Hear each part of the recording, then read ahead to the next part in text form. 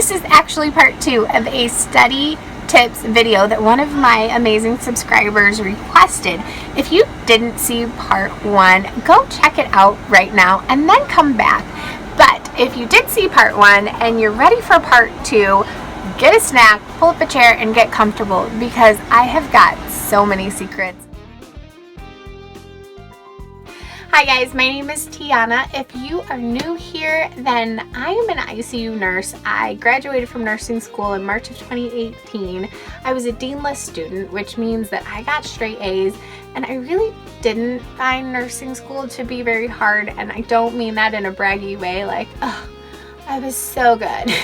No, not at all. I just really love learning things, and I'm kind of like a little sponge. I just soak up information and I love it. I love to learn. But that's going to benefit you guys because I can give you all of my study secrets without you having to do the legwork. And so I really hope that this study series helps you. This book is a book that I love. It is an NCLEX prep book. And you're probably thinking to yourself, Teanna, why would I get an NCLEX prep book when it's my first semester, or you know, I have 2 years until I take the NCLEX? I got this book during Med-Surg. I think I got it during Med-Surg 1, and I wished that I had gotten it sooner because it covers everything that you are going to learn in nursing school, and it gives it to you in a down and dirty way. So I never read my nursing textbooks ever. I believe in studying smarter, not harder. So we got assigned chapter upon chapter upon chapter. We had so many chapters to read. I didn't think it was realistically possible. My first semester in nursing school, I got together with 3 other friends and we split up all the reading for the first exam and brought our notes together thinking that that was gonna help us. And it didn't actually, because it was far too much information to try and comprehend. So when I discovered this amazing book, it's the Saunders Comprehensive Review for the NCLEX RN examination. It gives you all of the information that you need, the information that you would have found in your textbook, but it gives it to you just straight to the point, down and dirty, and every chapter has, in the end, the back of the chapter has NCLEX style questions that will prepare you for your classroom exam. And it's also something that I used for the NCLEX RN, and I'll do a video on that. I do have a subscriber who requested that, so I have that on the to-do list as well. Don't worry, babe. I have not forgotten you. I used this from the moment I bought it all the way until I took the NCLEX. Get it and use it.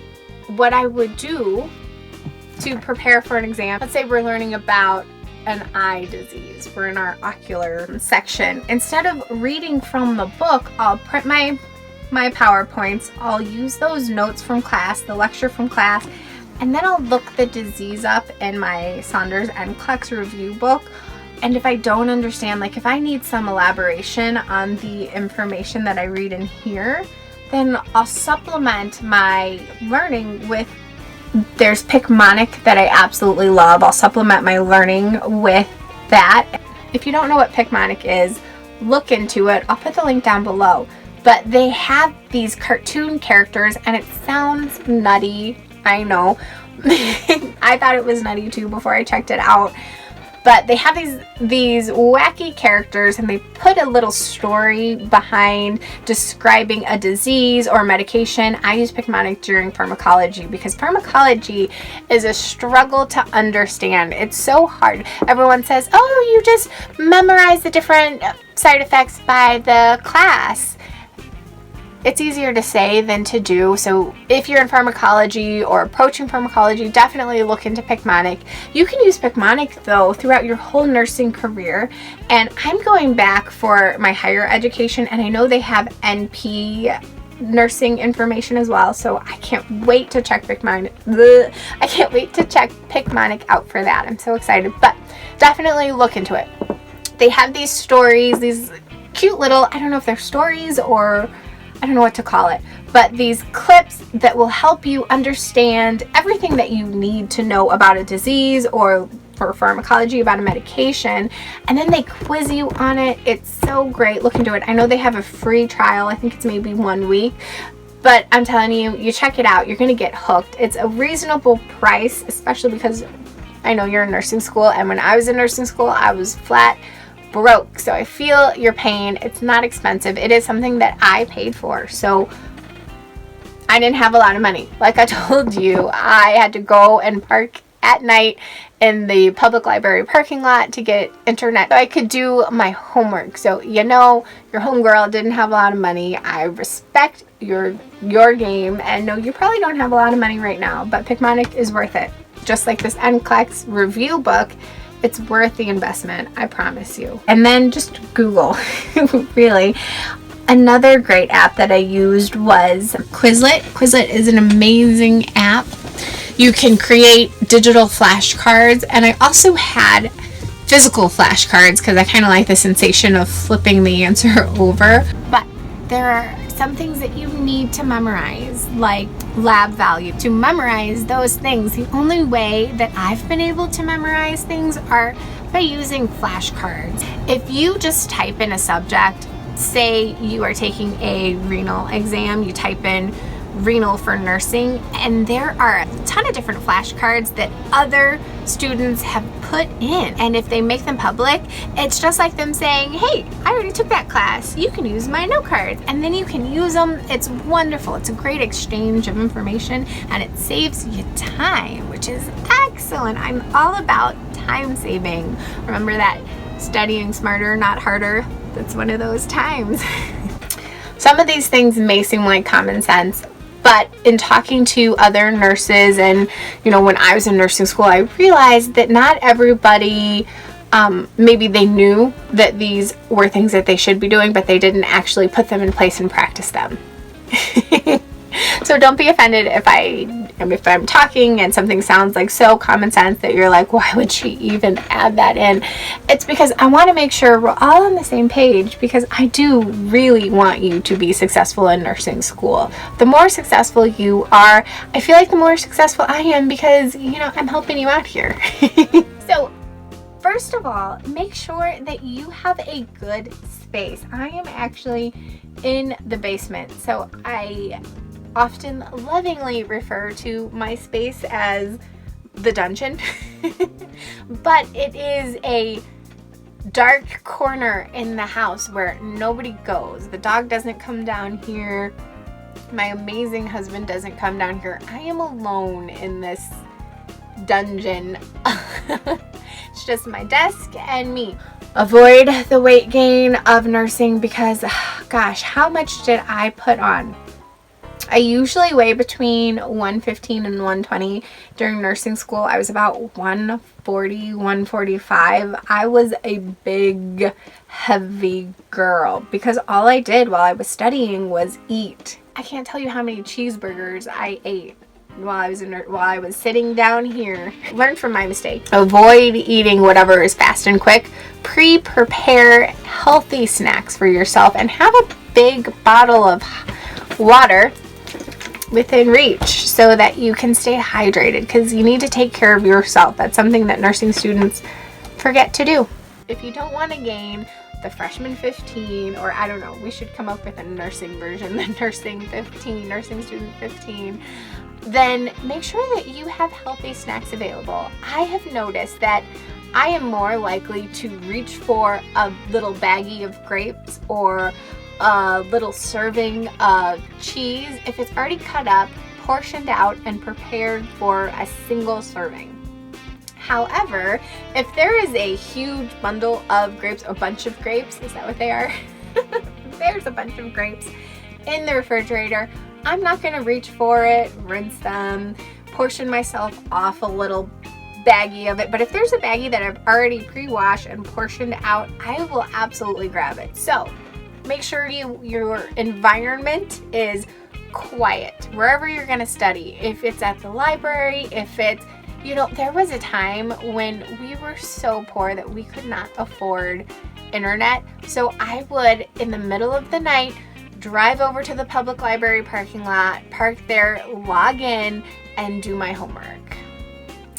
The struggle was definitely real. There was a time when that was my reality. If that's your reality now, you gotta do what you gotta do. Wherever that quiet spot is, find it and utilize that for studying. Another thing I do, and I don't see them within reach, but another thing that I do is I have noise canceling headphones that I wear and I listen to classical music through.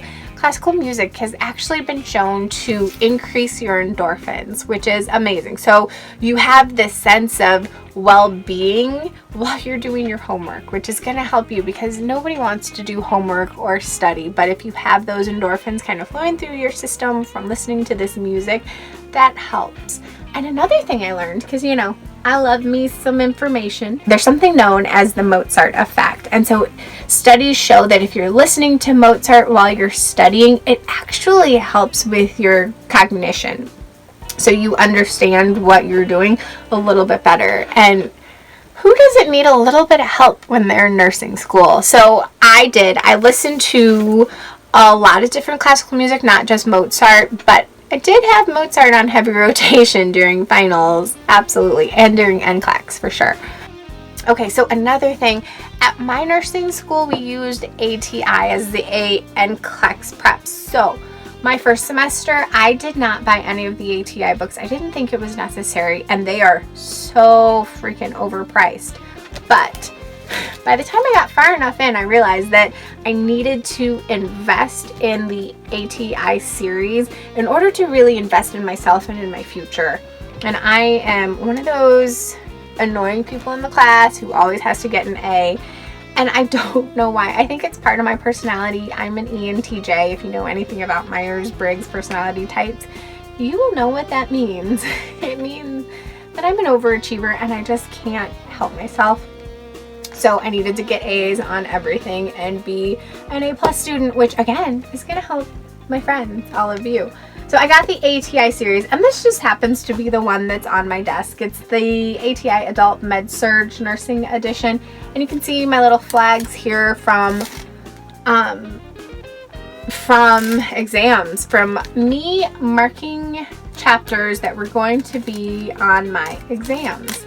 So again, something that I used in nursing school to help me prepare for my test, because like I said, I like to study smarter, not harder. I'm not about doing a lot of labor intensive work with little result. I'm about maximizing my result, maximizing my time, because you know, you don't have a lot of time to do all of the things that is expected of you in nursing school. So let's make it a little bit easier, and that's what I did. That was my focus, my goal. I really didn't want to have to work too hard to get the A's that I expected of myself, because I do suffer from having high expectations, which can be taxing, but it's life. It's just one of my quirks, one of my quirks. So like I said, I started out nursing school reading every single word in every single book, but realized that wasn't really helpful, because then I still needed to go outside of that for additional resources. So on top of Pickmonic and Quizlet, I also used Khan Academy on YouTube. Those are really the three things. Oh, and RegisteredNurseRN. She's a YouTuber. She's amazing. I'll post all of that information down below. Those lecture recordings that you have, it's really important for you to listen to those. I tried to listen to them when I was in the car, when I was in the shower, and also at night. And, you know, I like to do my research. So research shows that listening to things as you fall asleep and even in your sleep can spark some comprehension, some memory. It can really cement that information into your memory way better than trying to learn it during the day. And so there are actually some apps out there where you are supposed to listen to them while you're sleeping, because like I said, it helps you to learn it, which is like so amazing. I'm blown away by all of this science. But I can't tell you how many times I fell asleep listening to all of my lectures, and it really did help me with learning those things, and my grades definitely showed it. You'll have to watch my video. I did a video for my subscriber Karen about cardiac lung sounds, or cardiac sounds and how to check the apical pulse, check that video out because you will meet my study buddy. He used to hang right behind me. I had a command hook up and he fell. It's so sad. The wall couldn't hold him. I call him Mr. Bones. He's a 3D anatomical figure. I love him. I got him from Amazon. If I can find him, I'll link it down below because I feel like everybody needs a Mr. Bones. What I'm getting at is the best way to ensure that you understand something is by having the ability to teach it. So there have been many nights where I have just sat up here on top of my desk, faced Mr. Bones, who used to be right here, and I taught him the material. And I know that sounds so stupid, and you're probably thinking, oh my God, Teanna, you were talking to yourself about the lecture? Well, yeah, I was. But talking it out is how I learn it the best. And if you can teach it, then you know it. There's no doubt. No question. You know the information solid, backward and forward. And actually, I went to school with another nurse, April, who filmed herself teaching the information. So she would present a lecture on videotape about the information, and that's how she got good grades, because she was teaching it. So if you need to have other people around, then I would say get a study group together and be the one who leads that study group so that you are kind of in a way teaching that information. Or buy yourself a Mr. Bones, or if you have children, line their stuffed animals up and you can teach it to their stuffed animals. Or if you have a plant in your house, I don't know, or I'm a bag person. I love handbags. So you can't see it, but I've got my handbags lined up next to you on this shelf and on top of my desk. But I could, if I didn't have Mr. Bones, teach my lecture to my collection of bags. So I really strongly suggest that you do the same. I think it's going to help you to just talk it out. Another thing that I used to do to prepare for my exams, and I think it'll help you too, is practicing taking those tests. So practice questions.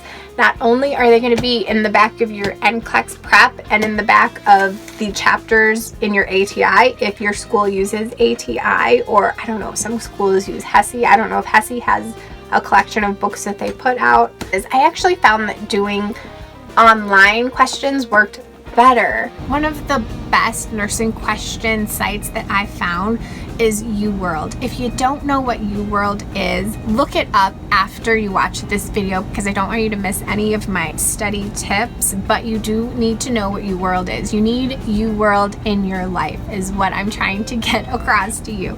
So YouWorld has this huge bank of questions, and they're NCLEX style questions. They are amazing.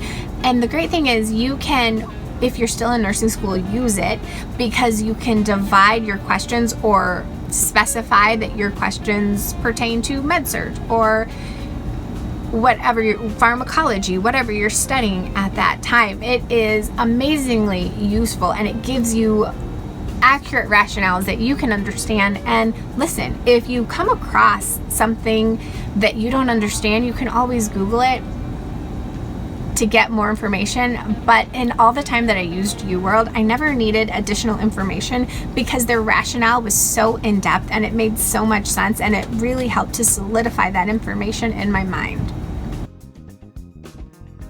I used to start to prepare for my test 7 days out. So if my test was on a Monday, I started studying the Monday before. So I had that 7 days to prepare, and I would just take 2 or 3 diseases or 2 or 3 medications on the 1st to 4th day of my study plan and really dive in and make sure that I could understand those things by using my Saunders NCLEX review book, by using my class outline with the notes that I had written, any flashcards I have if I need to know any lab values or anything. And then I would talk it out. I would either go to a go to a study group, or I would teach Mr. Bones, or maybe I would just talk it out when I was taking a shower, just talking about it. Because it sounds crazy, and people around you are probably like, oh my gosh, she lost it, she's talking to herself, I don't know what's going on. Talking about it helps you process it differently because you use different parts of the brain. I don't know, it's science. But talk it out. That's what I would do between the first and the fourth day before my quiz, on that 7-day kind of study regimen that I had, and keeping in mind, or kind of keeping in the back of my mind what I still didn't feel comfortable with, but I wouldn't waste a day to cover it. I would just move on, keeping in mind that's what I needed to work on. And then my 5th to 6th day is when I would do my questions. So that 5th day in particular is when I would bring back whatever I knew I needed to work on, and I would just make sure I was doing questions, because day 5 is my question day. And another reason for doing test questions on day 5 and day 6 all day, really, not really all day, I'm kidding, but for a couple hours a day, is because it gets you used to sitting down in one spot for however long, doing question after question after question. Because you want to be ready to sit for a 50 or 100 question exam. I don't know how long your exams are. Ours were always 50 questions. So if I didn't, it's like preparing for a race, right? You don't just wake up one morning and say, I'm gonna run a marathon. You get yourself ready to run that marathon by running smaller distances that increase over time. That's kind of what I did when I was in nursing school, because I didn't want to sit on exam day and get really, really fatigued. Well, actually, in the beginning, when I started in nursing school, I was noticing that I was getting fatigued by 25 questions, 35 questions into my 50 to 100 question exam. So I realized that I needed to increase my test taking endurance by taking tests, or by sitting down and taking questions that were about the same length, if not longer, than the exams that I was going to sit for. That way I didn't get that mental fatigue, and I didn't get super antsy and fidgety during my test, because who can focus when someone is tapping their foot or tapping their pen? Nobody. And you can't, I mean, I guess I could focus, I don't really know. I hope I've never done that. If you've been in one of my classes and I've been tapping anxiously because I tend to kind of fidget normally, then I'm sorry. Please forgive me. So day 5 for me was all about taking questions, making sure that I understood the material, making sure I really worked on that stuff that I didn't have down in day 1 through 4. And then day 6 was making sure that I could sit for an extended period of time without getting mentally fatigued or physically just antsy and anxious. Most of my nursing school exams were 50 questions, so I would sit for 60, maybe 70 questions just to make sure that I could build up that endurance. And like I said, start small at first. Start with 25, then work your way up to 30, then 35 and 40, until you can sit for that extended amount of time, because you don't want to start to get fatigued and, unable to really recall any information during your test. So build up your endurance just like any athlete would. Then on day 7, all I would do was relax. My philosophy on the day before your test is this: if I didn't know the material by the day before the test, there's no way I was gonna learn it before then. And you can't fake it on nursing school exams. They're all about comprehension. And so I knew if I didn't know that material, I wasn't going to be able to cram it. That's not the way nursing school worked. So by day 7, I either had it or I didn't, and I needed to be okay with that, because like I told you before, any anxiety that I would build up over not knowing it would create a mental block. And so I needed to just relax, let fate be fate, and trust that I studied as much as I could, and it worked out because I have the grades to prove it. And I want you to have the grades to prove it too. Guys, thank you so much for joining me. I love this time that we spend together. I hope the feeling is mutual. Until next time, I do post new videos every week. I love you. Goodbye.